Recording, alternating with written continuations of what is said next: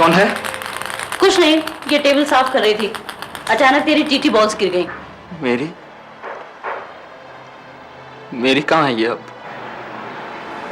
पिंकी, रो मत बेटा, देख तेरी आंखों के लिए अच्छा नहीं है। मेरी आंखों के लिए अब क्या अच्छा है अम्मा? अंधेरे में किसी भी चीज का कोई मतलब नहीं रहा अम्मा।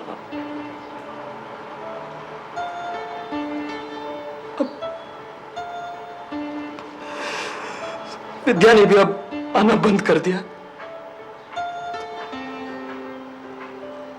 I don't blame her. एक अंधे के साथ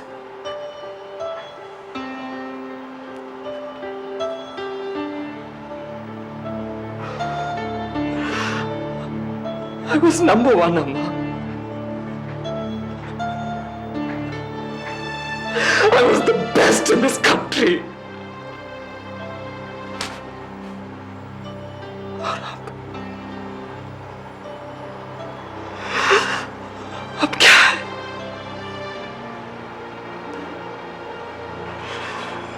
इतनी मेहनत, इतनी कोशिश की थी मैंने इस पोजीशन तक पहुंचने के लिए।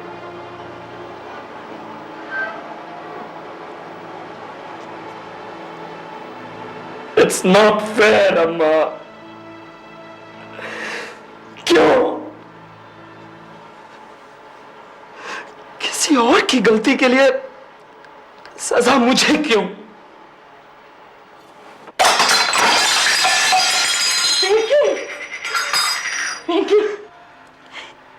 बेटा तू खुद अपने आप को अकेला कर रहा है।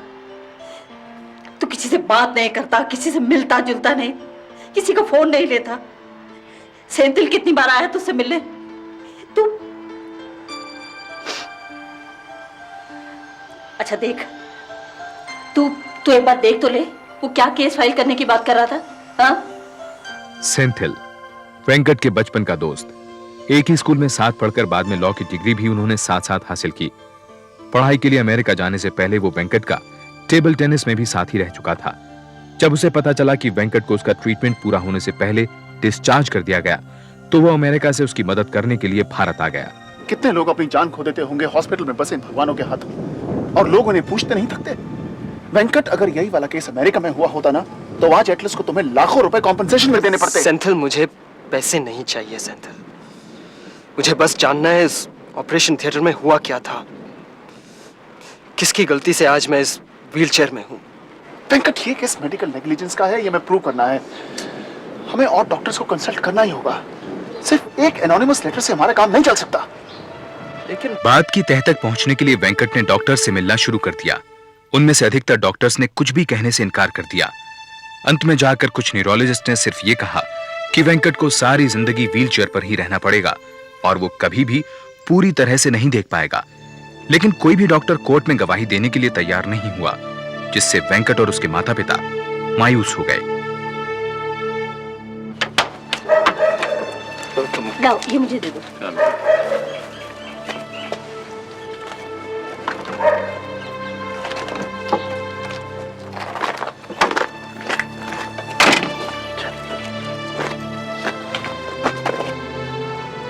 वेंकट, हाँ।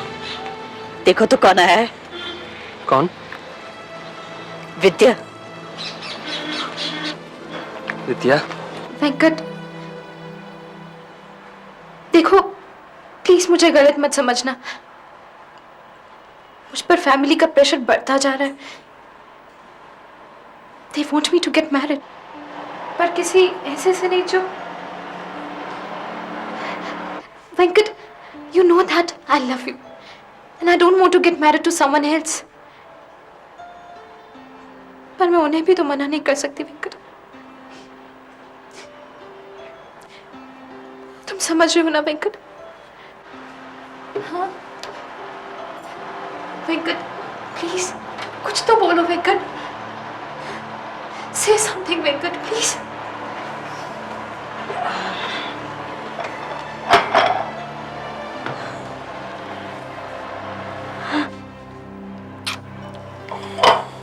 बहुत याद करता है तुम्हें, आती रहा करो।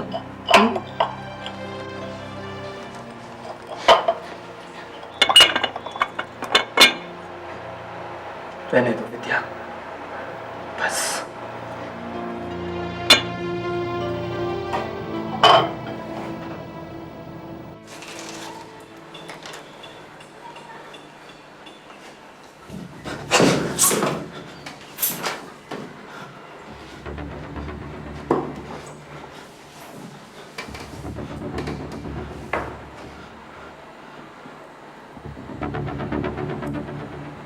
Venkat, happy new year old boy. Senthil, क्या हुआ वेंकट? मैं ठीक हूँ, अपने आप उठ जाऊंगा मैं। वेंकट, मैंने सोच लिया है, हम ये केस फाइल करेंगे और तू बाहर जाएगा अपने ट्रीटमेंट के लिए। मैं जानता हूँ मुझे क्या ट्रीटमेंट चाहिए। कोर्ट जाने से कोई फायदा नहीं। कोई भी डॉक्टर एटलस के खिलाफ कुछ नहीं कहेगा। डॉक्टर और नो डॉक्टर, हम अपने डैमेजेस के लिए 50 लाख रुपए मांगेंगे। हम करेंगे यार। लड़ाई तो चल ही रही है सेंथिल, कि लड़ूं या बस शांत ही हो जाऊं। अगले हफ्ते नुकसान के एवज में 50 लाख रुपए की मांग करते हुए सेंथिल ने एटलस हॉस्पिटल को एक नोटिस भेजा। जवाब में एटलस हॉस्पिटल ने किसी भी तरह के उत्तरदायित्व को नकार दिया। तब सेंथिल ने मद्रास हाईकोर्ट में एटलस के खिलाफ मुकदमा दायर किया। दूसरी ओर वेंकट के फैंस उसे लिखते नहीं थक रहे थे। वे उसे लड़ने के लिए उकसा रहे थे। दिन में 2 बार पोस्टमैन उसके फैंस की चिट्ठियों से भरे बंडल लाता था। पोस्टमैन, चिट्ठियां इधर दे दो। पोस्टमैन, कौन है? मैं हूँ अनन्या। अनन्या? कौन? यहाँ आओ, बोलो क्या काम है? मुझे आपको कुछ एक चिट्ठी देनी थी, मैं वहां रख जाऊंगी। नहीं, रुको ना। तुम्हारी चिट्ठी तुमसे अच्छा और कौन पढ़कर सुना सकता है? और फिर मैं देख भी नहीं सकता। पढ़ दो please. Dear Venkat, I love you. Venkat, मेरा मन है कि तुम टेबल टेनिस दोबारा से खेलो। मैं भी टेबल टेनिस खेलती हूँ, पर तुमसे अच्छा कोई नहीं खेल सकता। मुझे पता है कि तुम देख नहीं सकते, इसलिए इसलिए मैं अपनी आंखें तुम्हें डोनेट करना चाहती हूँ। वेंकट के फैंस की प्यार भरी चिट्ठियों ने उसे मेंटल डिप्रेशन से बाहर निकाल दिया। अपनी बीमारी के बारे में उसने अमेरिका और कनाडा के डॉक्टर्स को लिखने का फैसला किया। 1 महीने बाद वहां के डॉक्टर्स का जवाब आया कि निश्चित तौर पर कुछ भी कहने से पहले वो वेंकट और उसके केस के कागजों को अच्छी तरह से देखना चाहेंगे। डॉक्टर अय्यर, मैं अपनी ट्रीटमेंट के लिए बाहर जाना चाहता हूँ। मुझे अपनी पेपर्स की जरूरत है। मैं तुम्हें एक डिटेल नोट दे देता हूँ। केस पेपर्स आने में अभी भी वक्त लगेगा और तुम्हें शायद जल्दी है। अगर आप मुझे केस पेपर्स नहीं दे सकते हैं तो प्लीज लिख दीजिए ऑपरेशन थिएटर में एग्जैक्टली क्या हुआ था। देखिए, ऑपरेशन थिएटर में जो हुआ उसके लिए there is no explanation. No explanation, no explanation. क्या यही आपकी मेडिकल एथिक्स है? क्या यही आपका प्रोफेशन है? एक नंबर 1 टेबल टेनिस प्लेयर को आपने अपाहिज बना दिया है। अप्पा प्लीज, एटलीस्ट इट इज से सॉरी। मिस्टर नटराजन, मैं पूरी कोशिश करूंगा कि इसका ट्रीटमेंट बाहर हो। आज ही चेयरमैन से बात करूंगा फंडिंग के लिए। I am sorry, I am really very sorry. Doctor Iyer ने वेंकट के केस से संबंधित एक चिट्ठी उसे दे दी, लेकिन एटलस हॉस्पिटल ने वेंकट रमन के इलाज के लिए किसी भी तरह की आर्थिक सहायता से इनकार कर दिया। न्यूयॉर्क के रस्क इंस्टीट्यूट ऑफ रिहैबिलिटेशन में इलाज के लिए उसे 3 महीने से भी कम समय में 11 लाख रुपए जुटाने थे। मैं सोच रही थी मकान बेच दें तो कितना पैसा मिल जाएगा? वेंकट के इलाज का खर्च भी नहीं निकल पाएगा, उसकी तो सोचो भी नहीं। अब वेंकट के पास इस घर के अलावा और है ही क्या? भगवान करे वेंकट अमेरिका जरूर जाए, वहां से ठीक होकर लौटे। हो सकता है फिर विद्या भी हमारे पास लौट आए। उसकी बात ही ना करो तो अच्छा है। वो है इस लायक कि हमारे बेटे का हाथ पकड़े। तो क्या वेंकट हमेशा बगैर शादी के बैठा रहेगा ऐसे ही? और फिर हमारे वंश का क्या?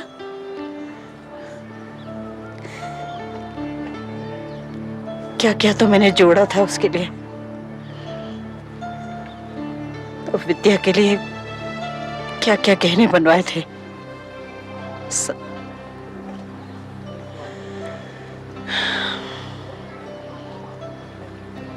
इससे तो तुम बेच डालो ये सोना, कम से कम वेंकट के इलाज के तो काम आ जाएगा। सब कुछ बेच भी डालें तब भी वेंकट के खर्चे के लिए पूरा नहीं हो पाएगा। मुझे तो डर लगता है अगर हमने सब कुछ दांव पर लगा भी दिया और इलाज के बीच में खर्चा पूरा नहीं हुआ तब क्या होगा। इसी दौरान टेबल टेनिस एसोसिएशन ने वेंकट की मदद के लिए जनता से अपील की। राज्य सरकार, खिलाड़ी, फिल्म स्टार्स और खेल प्रेमियों ने दिल खोलकर साथ दिया। यहां तक कि बच्चों ने भी 2-2, 5-5 रुपए उसके घर पोस्ट करने शुरू कर दिए। भारत सरकार ने उसकी एयर टिकट स्पॉन्सर की। ऑपरेशन के 18 महीने बाद फरवरी 1986 में वेंकट ने पहले कनाडा और फिर न्यूयॉर्क के लिए उड़ान भरी। कनाडा में डॉक्टर्स ने एक अनकन्वेंशनल मेथड से वेंकट के दिमाग के टिश्यूज को नया जन्म देने की कोशिश की। 6 महीनों में वेंकट की हालत में आश्चर्यजनक रूप से सुधार आया। यहां तक कि अमेरिका के डॉक्टर्स भी इसे एक चमत्कार मानने लगे थे। प्यारे अब्बा और अम्मा, आप कैसे हैं? आपको विश्वास नहीं होगा, पर यह चिट्ठी मैं अपने आप लिख रहा हूं। फिजियोथेरेपी की मदद से वेंकट का शारीरिक संतुलन पहले से बेहतर था, पर उसका फील्ड विजन अभी तक नहीं लौटा था। वो सिर्फ एक सीध में देख सकता था। आसपास की चीजें उसके फील्ड विजन से बाहर थीं। विदेश में उसके इलाज के दौरान भारत में उसका केस पहली सुनवाई के करीब था। वेंकट, प्रॉब्लम यह है कि कोई भी डॉक्टर ये एक्सप्लेन करने को तैयार नहीं है कि ऑपरेशन थिएटर में क्या हुआ होगा। लेकिन फिर भी मुझे इन रंगे डॉक्टर्स के लेटर से बहुत होप है। लेकिन कुछ भी कहो यार, ये एटलस के डॉक्टर्स को रगड़ने के लिए सिर्फ इतना काम नहीं होगा यार। वेंकट, हाँ, बहुत दिन हो गए यार। Let's have a game of tennis. रहने दो। I don't think I can. अरे चल ना यार, एक गेम खेलते हैं। प्रॉब्लम क्या तेरी? चल ना।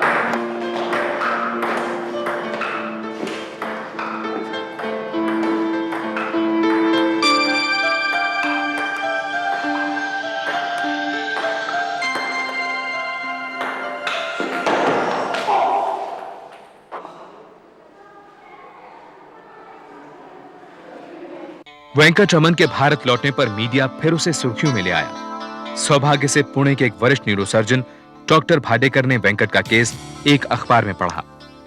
उन्होंने तुरंत ही उसे एक चिट्ठी लिखी कि वो उसकी तरफ से जांच करने के लिए तैयार हैं। उन्होंने वेंकट से केस की डिटेल्स मंगवाई।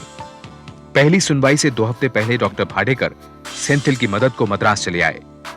दूसरी तरफ एटलस हॉस्पिटल के वकील सुब्बाराव भी अपनी तैयारियों में जुट गए। ऐसा पहली बार तो नहीं हुआ है कि किसी एथलीट ने अपने घुटने की सर्जरी कराई हो, पर आज तक तो कोई ब्लाइंड नहीं हुआ। उसकी बॉडी ने किसी चीज के साथ रिएक्ट किया। वो ये नहीं कहते कि वी डिड समथिंग रॉन्ग। लेकिन उन्होंने मुझसे कहा ही क्यों कि इस ऑपरेशन में कोई रिस्क नहीं है? मैंने कभी नहीं कहा कि रिस्क नहीं है। हर सर्जरी में 1-0.5% रिस्क की गुंजाइश तो होती ही है। उसके लॉस ऑफ विजन का इस ऑपरेशन के साथ कोई कनेक्शन नहीं है। अगर उसका ब्रेन डैमेज हुआ होता तो वो साहब आज यूं इस तरह घूम फिर रहे नहीं होते। वेंकट अगर आज चल फिर रहा है तो उसका रीजन है न्यूयॉर्क में उसका एडवांस मेडिकल ट्रीटमेंट, और उन्हें इसका कॉम्पनसेशन देना पड़ेगा। कंपनसेशन का तो सवाल ही नहीं उठता। उन्होंने अभी तक एक भी पैसा नहीं दिया ट्रीटमेंट का। मेडिकल आर्ग्यूमेंट्स पर अपनी पकड़ बनाने के लिए सेंथिल ने अगले कुछ दिनों तक डॉक्टर भाडेकर के साथ केस पर बहुत मेहनत की। उन्हें अब ये किसी भी तरह कोर्ट में सिद्ध करना था कि ऑपरेशन के समय वेंकट के दिमाग को जाने वाली ऑक्सीजन सप्लाई में पक्की तौर पर रुकावट आई थी। डॉक्टर अय्यर, तो आप ये मानते हैं कि ऑपरेशन के वक्त कोई एक खास घटना घटी? The operation was successful. Emergency operation के 5 मिनट बाद हुई। I am sorry doctor Iyer, लेकिन आपको ये कोर्ट के सामने प्रूव करना पड़ेगा। माय लॉर्ड, ये वो चिट्ठी है जो डॉक्टर अय्यर ने वेंकट रमन को बाहर जाने से पहले केस हिस्ट्री के तौर पर दी थी। लेकिन इसमें यह मेंशन किया गया है कि वेंकट रमन सेरेब्रल एनॉक्सिया यानी कि ब्रेन डैमेज का शिकार हुआ, जो ऑक्सीजन की सप्लाई 2 या 3 मिनट तक बंद हो जाने की वजह से होता है। That must be a typing error. Typing error? हाथ के लिखे लेटर में? आप इतने काबिल डॉक्टर हैं, आप जैसा डॉक्टर सेरेब्रल एनॉक्सिया जैसी टर्म का गलत इस्तेमाल कैसे कर सकता है doctor Iyer? This is not fair. अगर मुझे पता होता कि इस लेटर का गलत इस्तेमाल किया जाएगा against me and my hospital, तो मैं कभी वेंकट की मदद नहीं करता। यानी कि आप मानते हैं कि ऑक्सीजन की सप्लाई रुकी थी? गुड। अब तय करना यह बाकी रह गया है कि ऑक्सीजन की सप्लाई रुकी कब, ऑपरेशन में या ऑपरेशन के बाद? डॉक्टर पिल्लाई, क्या मुझे यह बता सकती हैं कि कार्डियक अरेस्ट के लिए ब्रेन को बगैर ऑक्सीजन के कितनी देर के लिए रहना पड़ता होगा? 10 मिनट से कुछ देर ज्यादा। 10 मिनट। डॉक्टर अय्यर के इस लेटर के मुताबिक सर्जरी के 5 मिनट के बाद वेंकट रमन को कार्डियक अरेस्ट हुआ।